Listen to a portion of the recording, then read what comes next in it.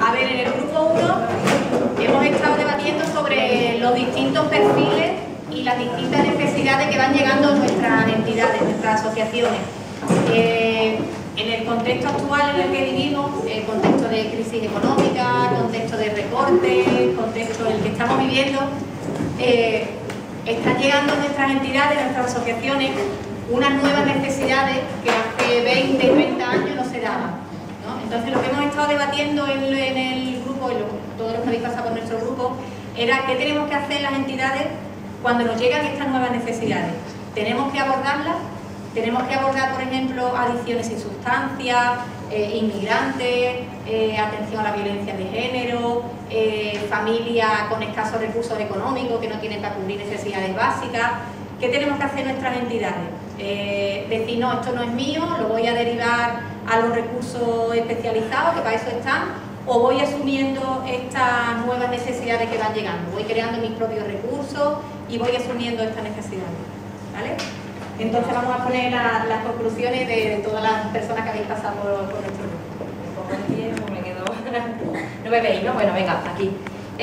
Bueno, las reflexiones de la mesa 1, como ya he explicado el contenido, como conclusiones, se observa que, primero, la crisis nos ha derivado perfiles nuevos con múltiples necesidades o ya existentes, pero que han aumentado en los últimos años.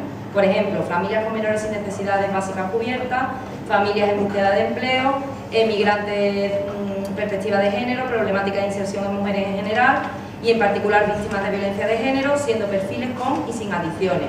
Segundo, las nuevas tecnologías han provocado el aumento de perfiles a los que ayudar, como adicciones sin sustancia.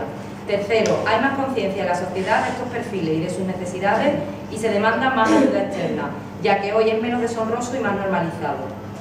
Ante esto, ¿qué hacer? Ver cuál es el futuro de estos nuevos perfiles desde nuestras entidades. Primero, elementos que influyen en la decisión adoptada. La misión de la entidad, limitarlo a esa misión o revisarla y aumentarla. Recursos propios de cada entidad, ubicación de la entidad y la existencia de la red de recursos en su localidad y calidad de los servicios existentes en nuestra localidad. En base a estos elementos y la influencia que tengan en uno u otro, se adoptan dos tipos de posturas. Abordaje. Postura 1. Ante la imposibilidad de atender con nuestros recursos, ¿qué hacemos? Derivación a entidades más especializadas de la localidad, hacer una primera atención y tener una base de datos actualizada de los recursos que existen y utilizarlos correctamente en beneficio del usuario, coordinar una red especializada de atención que abarque todos estos perfiles. O bien, la postura 2, que sería la población usuaria de las entidades es viva y cambiante, por lo que este abordaje sería transitorio, el de la postura 1, y para dar respuestas inmediatas sí nos coordinaríamos con otras entidades que tengan especialización, pero con el paso del tiempo ya haríamos acopio de recursos, formación, especialización de nuestras propias entidades, sobre todo en aquellas localidades donde no estén cubiertas esas necesidades. Optar por esos programas y especializarse y buscar la especialización en definitiva de esas entidades. Y como postura común para todas las entidades, la denuncia. Denunciar las situaciones en las que se excluya determinados perfiles de los recursos existentes, reivindicar una solución para este porcentaje de perfiles que se limita, visibilizar ante las diferentes administraciones las necesidades actuales de estos perfiles.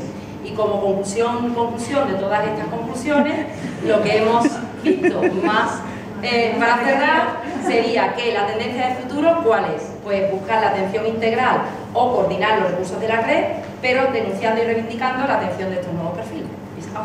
Bien.